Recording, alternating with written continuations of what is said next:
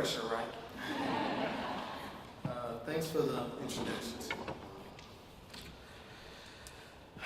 So here we go.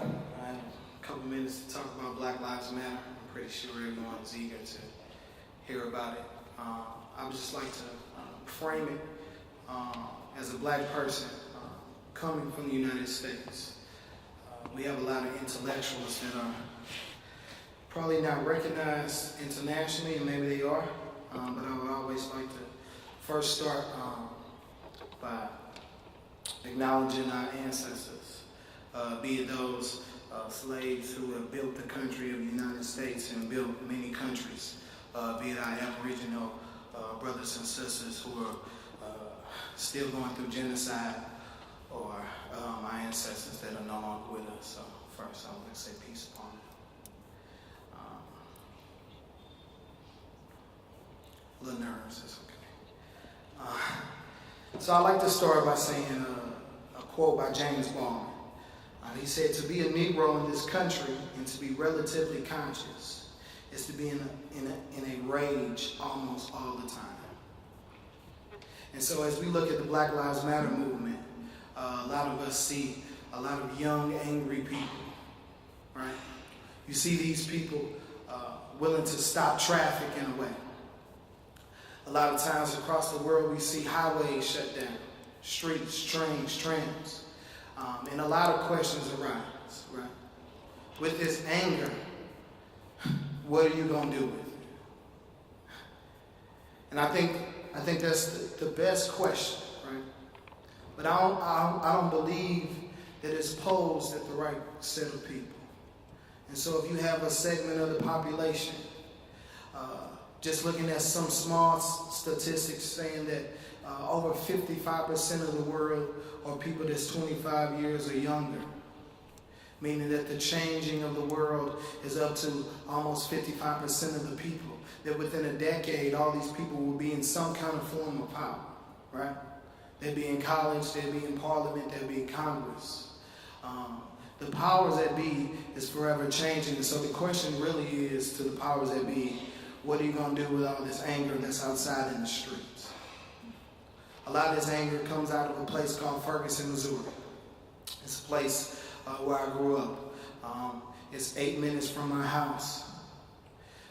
Before Ferguson happened, or the killing of Mike Brown on August 9th, 2014, most people would say Ferguson was a nice place to live. It's a middle class, middle working class black community. This black community was 2/3 of the population.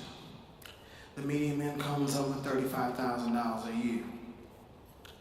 People were named, these black people were first working in industries around automotive skills, now getting to tech and retail. But what we're seeing time and time again is that a changing in not only American politics, but a changing in American capitalism has removed these people from being not only homeowners, but now renters. And so as we look at the crash in 2008, really a global recession, we're looking at a changing global environment. I truly believe that what happened in Ferguson was an international issue. I was one of few members to actually have a conversation with international members to send a delegation to the United Nations on behalf of not only black people in America, but black people everywhere. Our charge was genocide. It seems that no matter where you are in the world, if you have this color skin, you're at the bottom of the class struggle. So I always come back to a few questions for me. It really comes back to fundamental change. I listened to Stan Grant. He was very profound in his thoughts. I've really never heard such grievances conveyed and framed in a way intellectually. And it made me proud to even share the podium with him. And he actually left me to really tinker with my conversation piece today. And so he left me with a couple thoughts that I not only want to leave myself to answer, but everyone in the audience. And so he spoke of the greatness of a constitution. As we look at a constitution, no matter where it is, its foundation supposed to lead us, not only in basic human rights, but in social change and basic social ramifications. Amnesty International describes human rights as basic principles. Let me make sure I say it right, because I know I have some people from Amnesty here right now. Amnesty describes human rights as human rights are the basic freedoms and protections that belong to every single one of us. And so if you look at the American Constitution, you look at life, liberty, and the pursuit of happiness. But Stan framed it in a way that really left me to ask the question that most poor people or working class people, be it black, brown, white, or whoever, is asking is, what good is a constitution if it's not applied? And so what good is this piece of paper? So as we have these celebrations, and Frederick Douglass would always say, no matter how Americans celebrate the 4th of July, which is our independence in 1776, he asked the question, what is July 4th or what is Independence Day to the Negro? On this day in history in 1776, my ancestors were slaves. And so as the forefathers celebrated the Emancipation Proclamation, as fireworks went off, as they had a great feast and time again, and years that followed, it took them to 1865 for my people to finally get free. That came through the Emancipation Proclamation. That came through Abraham Lincoln, but then again, Frederick Douglass asked this quintessential question, and I think everyone that's of color or anybody who's in Parliament who are thinking about change, be it a black person, a white person, conservative or liberal, I know that has a different meaning here, or labor, is that what to do with these 4 million Negroes.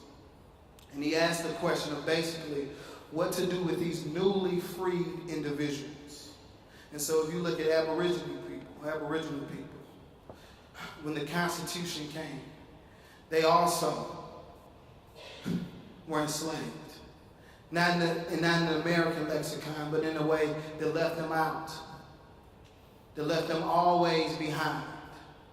And so I continue to ask these questions to say, when we have to go into this system, because we have to, because we live inside of a community which is called a country. And I want to be clear that we need to stop drawing these artificial lines. Because as we look at xenophobia, right? And we can call it Islamophobia, but it's really xenophobia. And so we always have to look at it in an honest way to say, what terms do we set for this treaty that Australia does not have? What terms should we set? And matter of fact, who should be setting that? Because most of us come from an indigenous background in which there's no true just king or queen. There's no real power structure in that way. And that it's a collective decision to go out and protect yourself, to build a house, or to feed your family. Are y'all with me out there? I just want to make sure.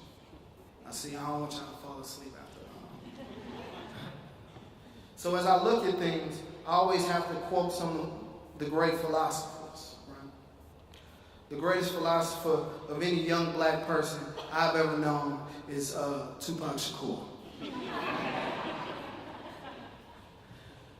Tupac Shakur, he said something in a rap song. It's really weird describing rap as if it's some deep philosophy to academics and intellectuals, but to poor working class black people around the world, we know that this culture, this rap, this hip hop thing really influences the world and the consciousness of the movement.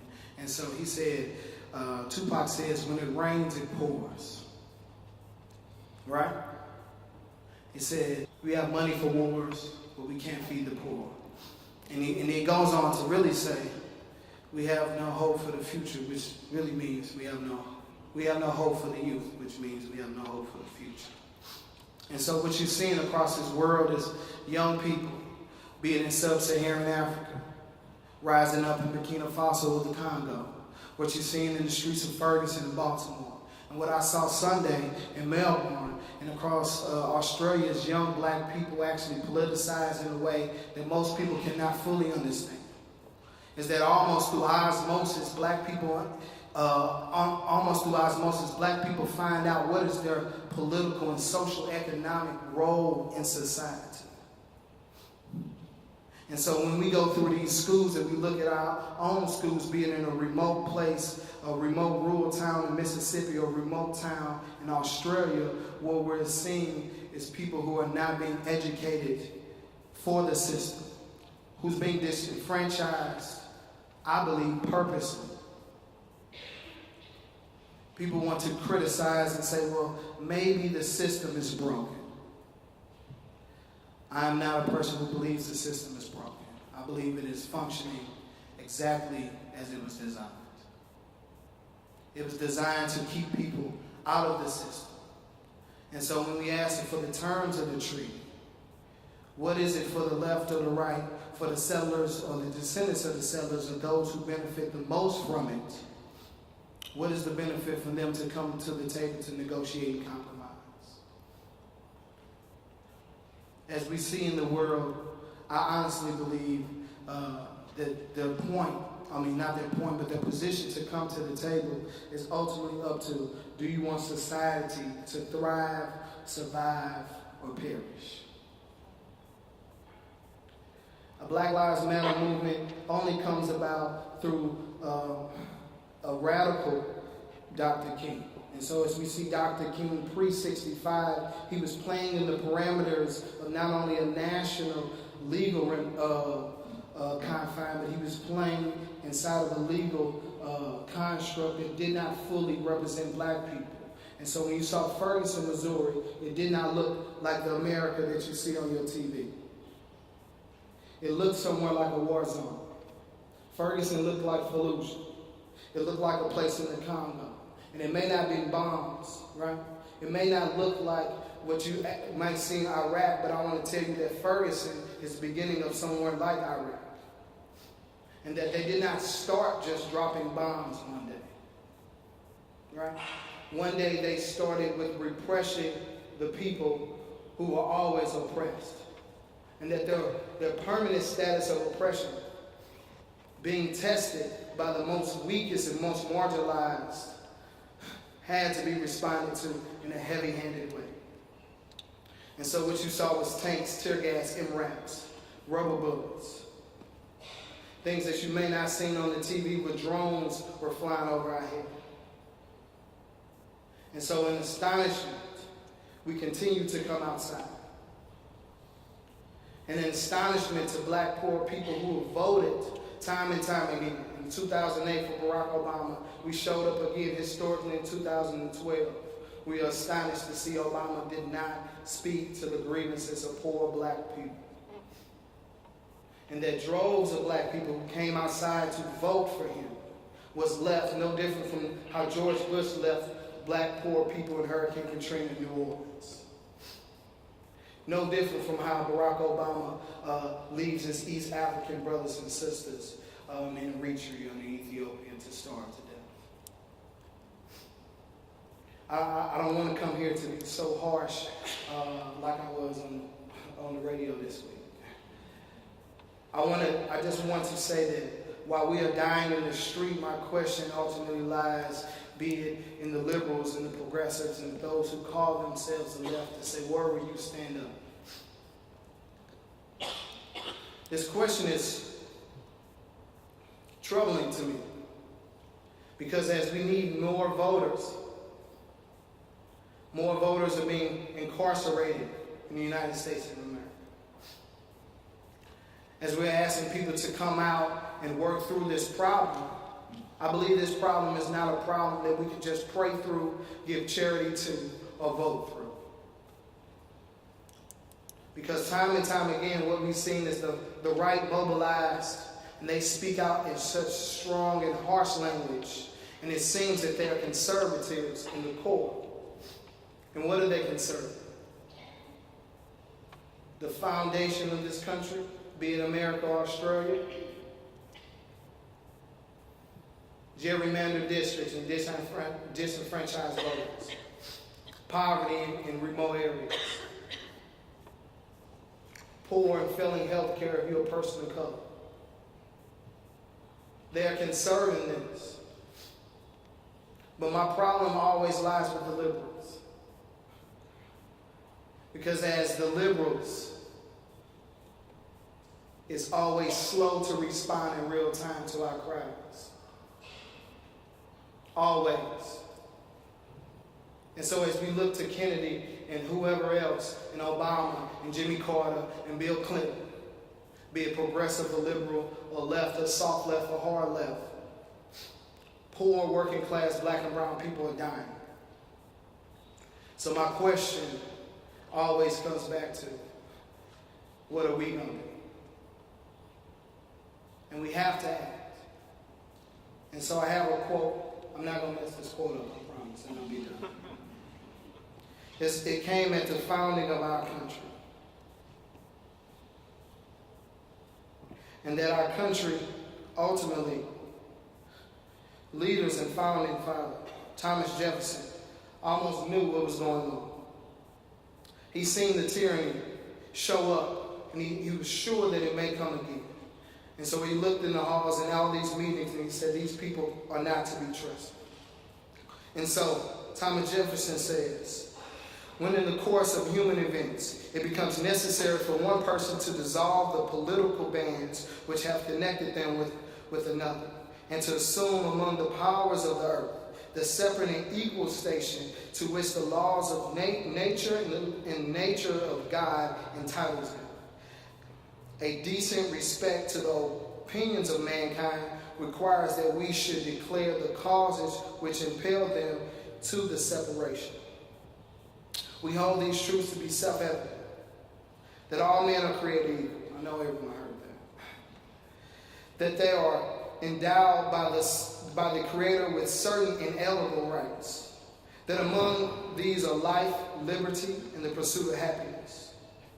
That to secure these rights, governments are to institute among men, dividing their just powers in the consent of the governed. That whenever a form of government becomes destructive of its ends, it is the right of the people to alter or to abolish it, and to institute new government, laying on its foundation on such principles and organizing its power in such form as to them shall seem most likely to the effect of safety and happiness. It is our right. It is our duty. It is our duty to throw off such government and to provide new guards for this future security. So when you see Black Lives Matter, if we're marching, if we're chanting, if we're screaming, if we're shutting down a train, a highway, if it's your school building, if it's Parliament or the Senate, it is our duty to abolish it if it is not working for the people. Thank you.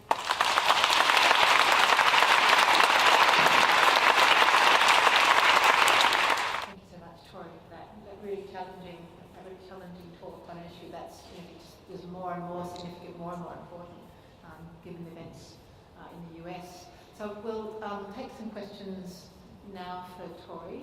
And can I remind you that there are some wonderful Castan Centre interns floating around with microphones, and that would be helpful if you would speak to the microphone. But first of all, as promised, we're going to take our first question from Twitter. And if I get to look at my phone. Okay, so a question for Tory. These questions, these problems are not new, as you've already indicated. Why has a movement like Black Lives Matter caught on now? I think that we're seeing it outside. These issues are not new. I think that it's just visible to the people who it didn't affect before. And so more and more often, more and more times, be it mainstream media, be it on our social media feeds, we're seeing Black death.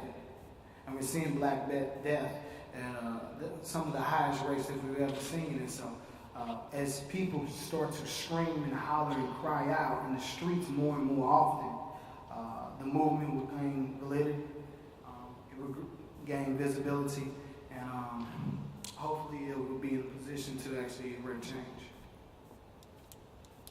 Thank you. Hello. Yeah. Thank you, Tory.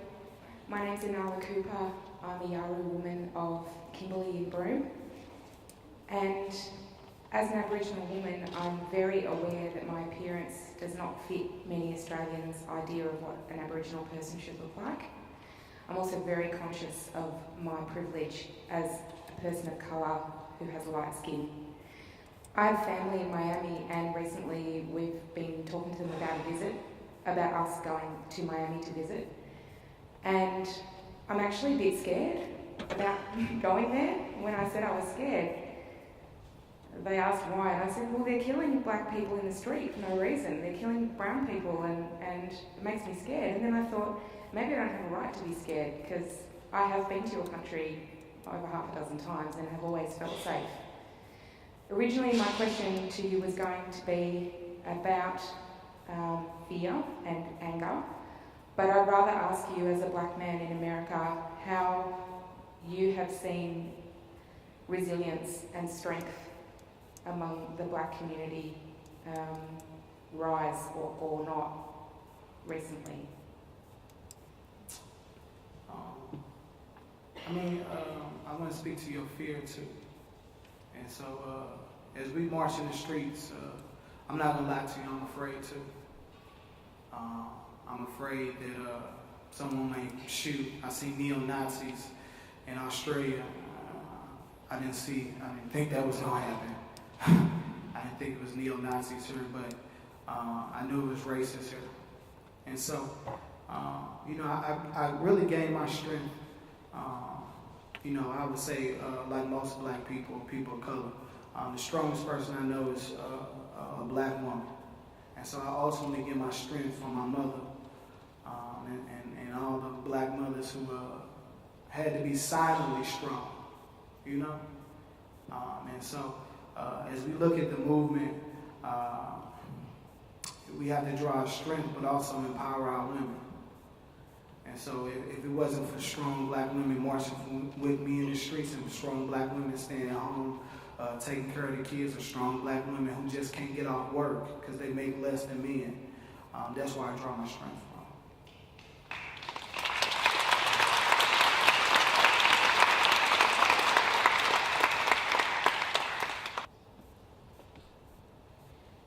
Hi, my name's Anna. I'm really honoured to have you here and listen to everything you have to say.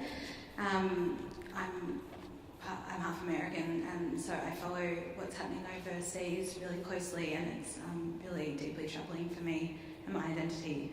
I've been reading a textbook called The Revolution Will Not Be Funded, and it was written in the early 90s by a group of women of colour called Insight, and I suppose I'm working in the not-for-profit sector, and so it's really made me reflect upon the role that the not-for-profit sector and the way that money is controlled in that area in a way that shuts out radical activists. And so I would be really interested to hear your thoughts on that, especially given that we are in a room full of people who work and are part of the not-for-profit industry. So last night I sat in a room full of organizers and activists from here, and they said exactly that, is that they can't find $5,000 or $10,000 to organize for a calendar year. I don't really know how you obtain that other than you have to look inside yourself and look inside the people. There will be no funding, you're right. There will be funding as long as it looks pretty to the funders. But we know that philanthropy or charity is not always going to be the solution. We can look at Chad, which Chad, I believe, receives the most amount of foreign aid, charity, and philanthropy money in the world, but still is poor. And so we need mechanisms, be it agriculture, that's untimely from the nonprofit sector.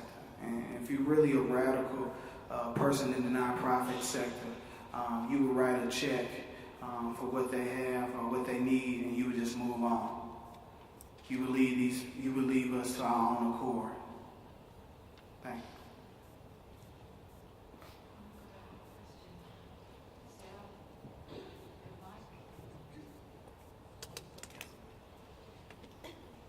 Hi, my name's Tom. I've just come back from living in the US as well. And what I noticed was, I just wanted to invite you to comment on maybe the inherently problematic emergence of the All Lives Matter campaign and what that does to divert attention and disrupt the movement or trajectory of the Black Lives Matter movement. I don't think it distracts. I think it, to me, it makes it very clear who's the covert racists are. And so a lot of our white liberal friends like to say all lives matter. A lot of our, black people who are singing Kumbaya like to say all lives matter. I think if all lives matter, then there would be no genocide. Right? It would be no mass incarceration, no school to prison pipeline. The youth unemployment rate, I believe, is somewhere around 1 in 4, 1 in 5 in northern parts of Australia. And so if you're looking at youth unemployment, if you're looking at housing and healthcare discrepancies, if killings in police custody just here in Australia, I would ask in the application of that hashtag or that statement, does all lives really matter? And we'll know. Thank you. Just one last question, I think, from Sarah. Hi, Tory. Hey. Got to know your life as me. I was wondering if you could comment on the US presidential election and its relevance to your movement. We've had Donald Trump, as we've been meeting here today, has been accepting the nomination. I don't know what he said, I guess we'll find out soon. But whether you could comment on how relevant you see that is, the candidates, and so on. Thanks. I'm pretty sure Donald Trump would just use some of Barack Obama's speech in 2000.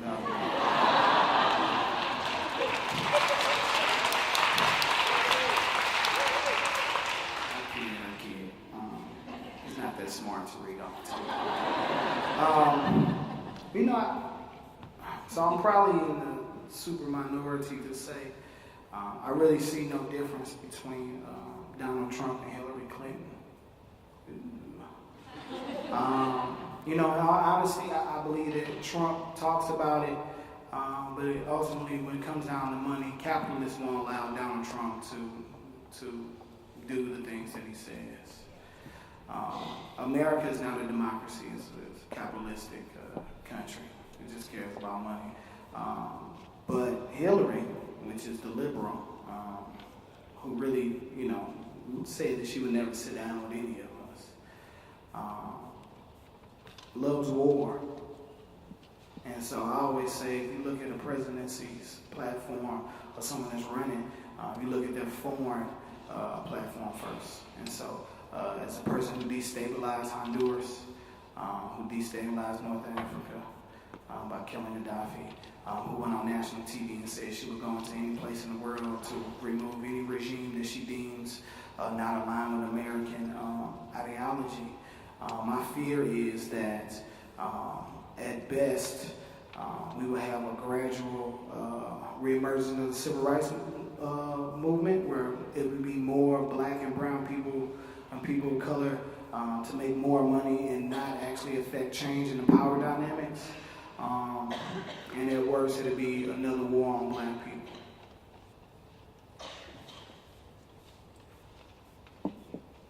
I'm really a nice guy in real life.